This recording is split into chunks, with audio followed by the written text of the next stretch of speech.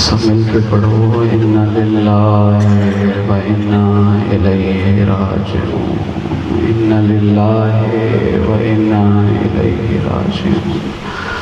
مدینہ کے شہر میں علی کی بیٹی نے ایک خواب دیکھا، خواب سے اٹھ بیٹھی اور اماں سے کہنے لگی اماں زہرا میں نے خواب دیکھا ہے۔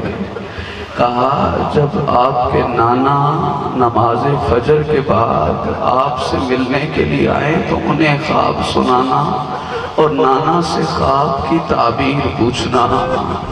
اب جب مصطفیٰ نماز فجر کے بعد باب تطہیر پر تشریف لائے تو زینب اپنے نانا کا انتظار کر رہی تھی۔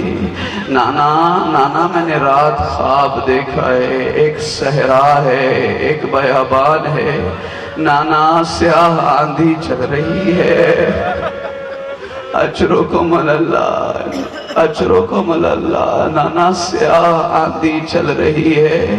نانا میں نے ایک درخت کا سہارا لیا، درخت اکھڑ گیا۔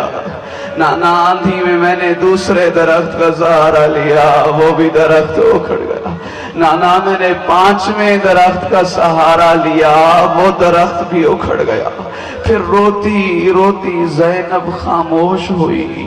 مصطفیٰ نے پوچھا بیٹا اور کیا دیکھا؟ بڑی دیر روتی رہی اور کچھ نہ بولتی تھی، اور پھر کہنے لگی نانا خواب دیکھا، میری چادر آندھی میں اڑ گئی۔ ہائے مجلس کا ماحول بن گیا مصطفیٰ کے، زہرا بھی روئی، مصطفیٰ نے بھی گریہ کیا۔ کہا پنجتن کا سہارا اٹھ جائے گا، زینب ایک مرحلہ آئے گا، جنگل بیابان ہوگا، کربلا کا میدان ہوگا، تیرا حسین تجھ سے الوداع ہونے کے لیے آئے گا اور کہے گا یا زینب علیکن من السلام، اے میری بہن میرا آخری سلام۔ عزادارو آپ بھی سفر پہ جاتے ہوں گے، اپنے اہل خانہ سے الوداع کرتے ہوں گے، کیا مرحلہ ہوتا ہے؟ اور اگر پتہ ہو کہ ہمارا حسین کے سوا رہا کوئی نہیں اور آخری سلام کرنے کے لیے تو کوہرام کا سامان تھا، کربلا کے میدان میں گریے کی صدا تھی، اور وہ حسین رو رہا تھا جسے نہ مصطفیٰ روتا ہوا دیکھ سکتا تھا، نہ زہرا دیکھ سکتی تھی، اور نہ جسے اللہ روتا ہوا دیکھنا۔ عزادارو 5 یا 6 سال کا سن تھا میرے مولا حسین کا، مدینہ کا شہر تھا، مسجد نبوی میں تشریف فرما تھے۔ ایک شخص آیا، اس نے ایک ہرن کا بچہ امام حسن مجتبیٰ کو تحفے میں دیا۔ مولا امام حسین کس انداز میں مجلسیں ہوا کرتی تھی شہادت سے پہلے؟ امام حسین نے کہا نانا مجھے بھی ایک ہرن کا بچہ ایسا چاہیے جیسا حسن بھائی کے پاس ہے۔ دوسری مرتبہ کہا نانا مجھے بھی چاہیے۔ ابھی تیسری مرتبہ حسین نے مانگا نہیں تھا کہ مسجد نبوی کے دروازے پہ ایک ہرن کھڑا تھا اور جس کا چھوٹا بچہ ہمراہ تھا اور اپنی زبان میں کہہ رہا تھا، اس اللہ نے کہا ہے میرا حسین تیسری دفعہ مانگے نہیں، جا اپنا بچہ پیش کر دے۔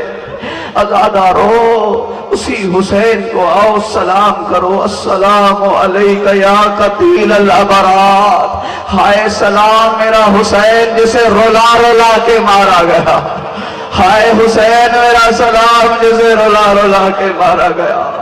عزادارو یہی وقت ہے، نماز ظہر ادا ہو چکی ہے، میرے بھائی پوری شہادت آپ کو سنائیں گے، میں نے چند جملے پڑھنے ہیں۔ عزادارو کسی کو پیاس کب لگتی ہے؟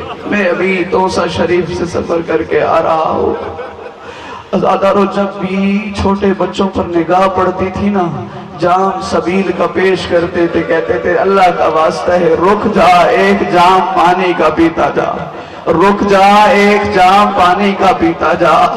اور بچوں سے پوچھو تو جواب دیں گے ہمارا حسین پیاسا مارا گیا ہے، اسی لیے آج کے دن کسی کو پیاسا رہنے نہیں دیں گے، آج کے دن کسی کو پیاسا رہنے نہیں دیں گے۔ عزاداروں، کسی کو پیاس کب لگتی ہے؟